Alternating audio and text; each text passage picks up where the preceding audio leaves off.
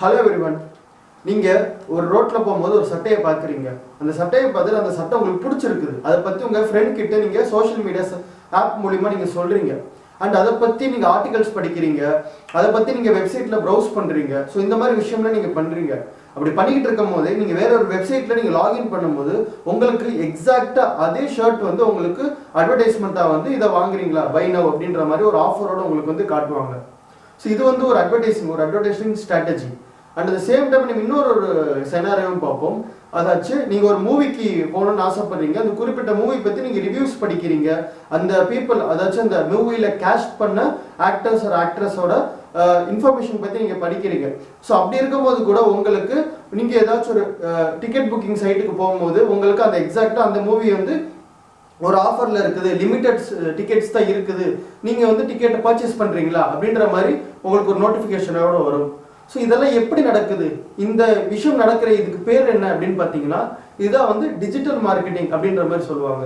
So இன்னைக்கு நம்ம இந்த வீடியோவில் டிஜிட்டல் மார்க்கெட்டிங் பற்றி தான் பார்க்க போகிறோம். அண்ட் இதோட பெனிஃபிட்ஸ், இதோட யூசஸ் எப்படி எப்படி இருக்குது, அண்ட் இதில் என்னென்ன மாதிரி டைப்ஸ் இருக்குது, அண்ட் இதோட முக்கியமான சேலஞ்சஸ் என்ன இருக்குது அப்படிங்கிறத இன்னைக்கு நம்ம இந்த வீடியோவில் முழுமையாக பார்க்க போகிறோம். ஸோ வாங்க, வித்தவுட் எனி ஃபர்தர் டியூ நம்ம வீடியோக்கு போகலாம்.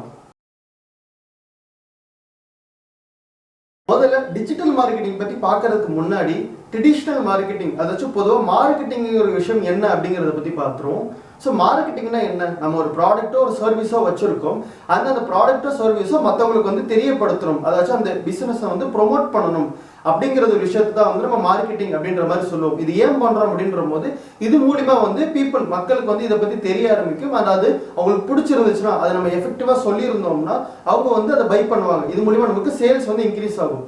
ஸோ இதான் வந்து ட்ரெடிஷ்னல் மார்க்கெட், அதாச்சும் மார்க்கெட்டிங். அண்ட் ட்ரெடிஷ்னல் மார்க்கெட்டிங்கில் என்னென்ன மாதிரி அப்ரோச்சஸ் நம்ம கொண்டு வந்தோம் அப்படின்னு பார்த்தீங்கன்னா, நீங்கள் ரோட்ஸில் பார்த்துருப்பீங்க, ஒரு ஹைவே போகும்போது இருக்கட்டும், இல்லை நார்மல் ரோட்ஸ்லேயே போகும்போது உங்களுக்கு பில்போர்ட்ஸ் இருக்கும். ஸோ அந்த பில்போர்ட்ஸில் வந்து குறிப்பிட்டு நீங்கள் உங்களோட சர்வீஸையோ உங்களோட அந்த ப்ராடக்டையோ வந்து நீங்கள் அட்வர்டைஸ் பண்ணலாம், ஆட்ஸாக நீங்கள் ப்ரொமோட் பண்ணலாம். ஏன் நம்ம சேனல்ஸ் கூட நம்ம நிறையா பார்க்குறோம், நார்மல் டிவி சேனல்ஸ். ஸோ அந்த நார்மல் டிவி சேனல்ஸில் கூட நமக்கு அந்த ஸ்பெசிஃபிக் ஷோ முடிச்சுட்டு ஒரு இன்டர்வெல்லில் வந்து நமக்கு ஒரு ஆடாக வந்து நமக்கு புஷ் பண்ணுவாங்க. அது என்ன ஒரு ப்ராடக்டாக இருக்கலாம், அது என்ன ஒரு சர்வீஸாக இருக்கலாம், நமக்கு ஆடாக வந்து அதை புஷ் பண்ணுவாங்க. அண்ட் தேர்ட் வந்து என்ன மாதிரி அப்படின்னு பார்த்தீங்கன்னா நமக்கு கால் பண்ணுவாங்க. டைரெக்டாக கால் பண்ணி, சார் உங்களோட ப்ரொஃபைல் நாங்கள் பார்த்தோம், உங்களுக்கு வந்து எங்களோட ப்ராடக்ட்டோ எங்களோட சர்வீஸ் வந்து பொருத்தமாக இருக்கும் அப்படின்ற மாதிரி உங்களுக்கு பிச் பண்ணுவாங்க, அவங்களோட ப்ராடக்ட்டோ சர்வீஸோ. ஸோ அது கூட one type of traditional marketing தான். ஸோ இந்த மாதிரிலாம் ட்ரெடிஷ்னல் மார்க்கெட்டிங் இருந்தாலுமே இது வந்து இப்போ இருக்கிற கரண்ட் செனாரியோக்கு வந்து பார்த்தீங்கன்னா டிஜிட்டல் தளத்துக்கு கொண்டு போகலாம். ஏன்னா மக்கள் வந்து ரோட்டுக்கு போய் ஒரு விஷயத்தை பார்த்து அவங்க ரெஜிஸ்டர் பண்ணுறதை விட டிஜிட்டல் விஷயத்தில் வந்து நம்ம இதை வந்து ஒரு வைடர் அப்ரோச்சாக வந்து நம்ம கொண்டு போகலாம். ரொம்பவே எஃபெக்டிவாக வந்து இந்த ஒரு விஷயத்தை வந்து நம்ம சேர்க்கலாம் அப்படின்ற போது தான் டிஜிட்டல் மார்க்கெட்டிங் அப்படிங்கிற இந்த விஷயம் நமக்கு வருது. டிஜிட்டல் மார்க்கெட்டிங்ல என்னென்ன யூசஸ் ஃபர்ஸ்ட் இருக்குது, இது ஏன் பண்றாங்க, முதல்ல ஏன் ட்ரெடிஷனல் மார்க்கெட்டிங் போகலாமே அப்படின்னு நீங்க கேட்டீங்கன்னா, டிஜிட்டல் மார்க்கெட்டிங்ல வந்து நீங்க ஒரு வைடர் அப்ரோச் ஆஃப் பீப்புள்கிட்ட வந்து நீங்க ப்ரொமோட் பண்ணலாம். அதாச்சும் நம்ம லோக்கல்ல இருக்கிற ஒரு குறிப்பிட்ட இடத்துக்கு மட்டும் இல்லாம நீங்க உலகம் ஃபுல்லாவே குளோபலாவே உங்களோட பிசினஸையோ உங்களோட ப்ராடக்டையோ வந்து நீங்க ப்ரொமோட் பண்ணலாம். ஸோ இது மூலிமா வந்து நமக்கு ஒரு இடத்துல இருந்து வராம சேல்ஸ் அண்ட் லீட்ஸ் வந்து பல இடத்துல இருந்து உங்களுக்கு வந்து ஜென்ரேட் ஆகும். அண்ட் செகண்ட் வந்து பார்த்தீங்கன்னா, இப்போ வந்து நம்ம ஒரு போஸ்டர் ஒட்டுறோம்னு வச்சுக்கோங்களேன், ஒரு படத்துக்கு வந்து நான் ஒரு போஸ்டர் ஒட்டுறேன், அது கொஞ்ச நாள் கழிச்சு வந்து அழிஞ்சு போயிடும். அது வந்து அடுத்து ஒரு போஸ்டர் அது மேலேயே ஒட்டுவாங்க. அப்படி இல்லாட்டி அது வந்து அதாச்சும் பல டிஸ்டர்பன்சஸ் மூலிமா, பல இன்டர்ஃபரன்சஸ் மூலிமா வந்து அந்த போஸ்டர் வந்து கிழிஞ்சு போயிடும். ஸோ இந்த மாதிரி இருக்கிற பட்சத்தில் நம்ம டிஜிட்டல் உலகத்தில் வந்து டிஜிட்டலாக ஒரு ஃபுட் பிரிண்ட்டை நம்ம கிரியேட் பண்ணிடுறோம். அது ஒன்ஸ் நம்ம போட்டது தான், அதனால வந்து டெஸ்ட்ராய் பண்ண முடியாது. ஸோ அப்படி இருக்கிற இடத்துல டிஜிட்டல் ஃபுட் பிரிண்ட் நம்ம டிஜிட்டலாக ஒரு விஷயத்தை போடும்போது அது டைம் அண்ட் ஸ்பேஸில் வந்து அப்படியே இருக்கும். அந்த ஆப்போ அந்த பர்டிகுலர் சர்வீஸ் நம்ம எங்கே போடுறோமோ அந்த விஷயம் அழியாமல் இருக்கிற வரைக்கும். அண்ட் தேர்ட் வந்து பார்த்தீங்கன்னா காஸ்ட். இப்போ ஒரு சேனலுக்கு போய் நம்மளோட ஆடை வந்து நம்ம ப்ரொமோட் பண்ணுங்க அப்படின்னு நம்ம சொல்லும் போது அவங்க ஒரு குறிப்பிட்ட ப்ரைஸ் வந்து ஃபிக்ஸ் பண்ணுவாங்க. அது இத்தனை டைம்ஸ்க்கு தான் உங்களோட ஆட் வந்து டிஸ்பிளே ஆகும் அப்படின்ற மாதிரிலாம் நம்ம சொல்லுவாங்க. ஸோ அப்படி இருக்கிற பட்சத்தில் வந்து நம்ம அதிகமான காசு வந்து கொடுக்க வேண்டியதாக இருக்கும். ஏன்னா காம்படிட்டர்ஸும் அந்த இடத்துல வந்து ஜாஸ்தியாக தான் இருப்பாங்க. அண்ட் மக்களுமே வந்து இதை வந்து விரும்ப மாட்டாங்க. ஸோ அப்படி இருக்கிற பட்சத்தில் வந்து முக்கியமான இப்போ ஃபார் கிரிக்கெட் மேட்ச் போடுறமோ நேரத்தில் மட்டும்தான் அந்த மாதிரி சில ஆட்ஸ்க்கு வந்து பார்த்தீங்கன்னா அவங்களோட ப்ரைஸ் வந்து அதிகமாக ரொம்ப ஃபிக்ஸ் பண்ணுவாங்க. ரொம்பவே ஒரு கான்ட்ரவர்சியான ரொம்பவே ஒரு பீக்கில் இருக்கிற ஒரு ஷோக்கெலாம் வந்து பார்த்தீங்கன்னா அவங்க ஆட்ஸ் இப்போ நம்ம ப்ரொமோட் பண்ணுறோம் அப்படின்ற போது அவங்க வந்து ப்ரைஸ் வந்து அதிகமாக ஃபிக்ஸ் பண்ணுவாங்க. ஸோ அந்த மாதிரி பட்சத்தில் வந்து நமக்கு ஆடியன்ஸ் கிட்ட நம்ம டேரெக்டாக ஸ்பீக் பண்ணலாம். But at the same time இதோட ப்ரைஸ் வந்து ரொம்பவே ஹையாக இருக்கும். விச் ஒரு நார்மல் ஸ்மால் ஸ்கேல் பிஸ்னஸ் பண்ணுறவங்களோ ஒரு சின்ன ஸ்டார்ட் அப்போ சின்ன ஆண்டர்பிரினரோ அவங்க வந்து ப்ரொமோட் பண்ணணும் அப்படிங்கிற போது இந்த மார்க்கெட்டிங் ஸ்ட்ராட்டஜி வந்து அவங்களுக்கு எஃபெக்டிவாக இருந்தாலுமே அவங்க வந்து அந்த அளவுக்கு பட்ஜெட் இல்லாத ஒரு காரணத்தினால வந்து இதுலேருந்து விலகி வருவாங்க. ஸோ இதெல்லாமே அனலைஸ் பண்ணும்போது நமக்கு டிஜிட்டல் மார்க்கெட்டிங் வந்து ரொம்பவே உதவுது. ஏன்னு வந்து பார்த்தீங்கன்னா நம்ம வந்து டேரெக்டாக காஸ்ட் எஃபெக்டிவாக இருக்குது. நம்ம எவ்வளோ ஆட்ஸ் வேணாலும் போடலாம், எத்தனை பிளாட்ஃபார்ம்ஸ் வேணாலும் போடலாம். அண்ட் கம்பேரிட்டிவ்லி ட்ரெடிஷ்னல் மார்க்கெட்டிங்கில் நம்ம பண்ணுறத செலவை விட இந்த டிஜிட்டல் மார்க்கெட்டிங்கில் வந்து நமக்கு செலவு வந்து ரொம்பவே கம்மியாக வந்து குறைக்கப்படுது. இதனால வந்து பல சர்வீசஸ் வந்து நம்ம ப்ரொமோட் பண்ணுறதுக்கு வசதியாக இருக்குது நமக்கு. இந்த டிஜிட்டல் மார்க்கெட்டிங் பற்றியோட யூசஸ் எல்லாம் நம்ம பார்த்தோம். பட் இதில் இருக்கிற அடுத்த டைப்ஸ் எல்லாம் பார்த்தோம். இது வந்து எப்படி செயல்படுது அப்படிங்கிறது தான் இந்த டைப்ஸ்லாம் நம்ம பார்க்க போகிறோம். ஸோ ஃபர்ஸ்ட் வந்து எதை பற்றி பேச போகிறோம் பார்த்தீங்கன்னா சோஷியல் மீடியா மார்க்கெட்டிங். இது பேர்லேயே உங்களுக்கு டெஃபினேஷனாக தான் இருக்கும். அதாச்சும் சோஷியல் மீடியா ஆப்ஸ் இருக்குது பார்த்தீங்கன்னா, லைக் ஃபேஸ்புக், எக்ஸ், இன்ஸ்டாகிராம், இந்த ஆப்ஸ் எல்லாமே வந்து நம்ம ப்ரொமோட் பண்ணலாம் நம்மளோட ப்ராடக்டையோ நம்மளோட சர்வீஸையோ. இது மூலிமா வந்து நம்ம கான்ஸ்டன்ட்டாக யூசர்ஸ்க்கோ இல்லை அந்த டார்கெட் ஸ்பெசிஃபிக் ஆடியன்ஸ்க்கோ வந்து நம்மளோட விஷயத்தை ப்ரொமோட் பண்ணுறதுனால அவங்களுக்கு ரெஜிஸ்டர் ஆகும் அண்ட் இது ரொம்பவே எஃபெக்டிவாக இருக்கும் அப்படின்ற மாதிரி சொல்கிறாங்க. And second type of digital marketing என்னென்னு வந்து பார்த்தீங்கன்னா வெப்சைட் மார்க்கெட்டிங்.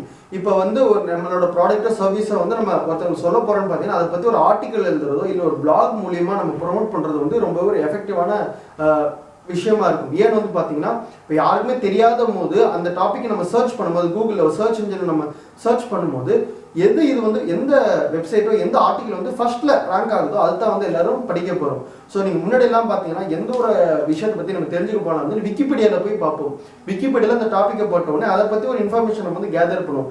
பட் இப்போ இருக்கிற டிஜிட்டல் ஏஜில் வந்து விக்கிபீடியாவையும் தாண்டி சில வெப்சைட்டை வந்து நம்ம பார்க்க ஆரம்பிக்கிறோம். ஏன்னா அதெல்லாம் வந்து ஃபர்ஸ்ட் ரேங்காக இருக்கிறதுனால அதிகமான பீப்புள் வந்து அதை பார்த்துருப்பாங்க அப்படிங்கிற ஒரு காரணத்தினால அதை வந்து நம்ம அது ஆத்தென்டிகேட்டாக தான் இருக்கும் அப்படின்ற மாதிரி நினச்சி நம்ம அந்த ஆர்டிகல்ஸ்லாம் படிக்கிறோம். ஸோ அப்படி இருக்கும்போது நம்மளோட ப்ராடக்ட்ஸ் வந்து ஃபர்ஸ்ட் ரேங்காக இருக்கிறதுனால இது வந்து ரொம்பவே வைடாக வந்து நமக்கு அட்வர்டைஸ்மெண்ட் ஆகும்.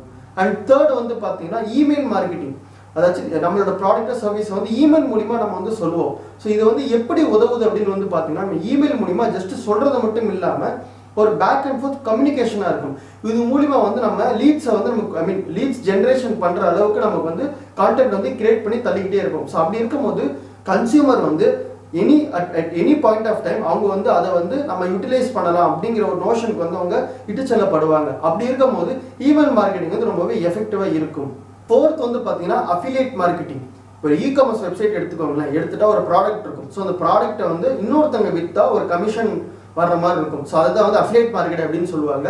அண்ட் இது எப்படி ஒர்க் ஆகுது அப்படின்னு வந்து பார்த்தீங்கன்னா ஒரு வெப்சைட் இ-காமர்ஸ் வெப்சைட்டில் ஒரு ப்ராடக்ட் இருக்கும். ஸோ அந்த லிங்கை வந்து நம்மளோட அஃபிலியேட்டட் லிங்கை வந்து நம்ம க்யூரேட் பண்ணி அதை வந்து அதுக்கு டார்கெட்டான இடத்துல வந்து நம்ம பேஸ்ட் பண்ணி அதை ப்ரொமோட் பண்ணோம் அப்படின்ற போது அது மூலியமா ஒரு கன்சியூமரோ வாங்குறாங்க அப்படின்ற போது அது மூலியமா வர ஒரு சின்ன பர்சன்டேஜ் வந்து நமக்கு அது மூலியமா ஜென்ரேட் ஆகும். இதுதான் வந்து அஃபிலியேட் மார்க்கெட்டிங் அப்படின்னு சொல்லுவாங்க.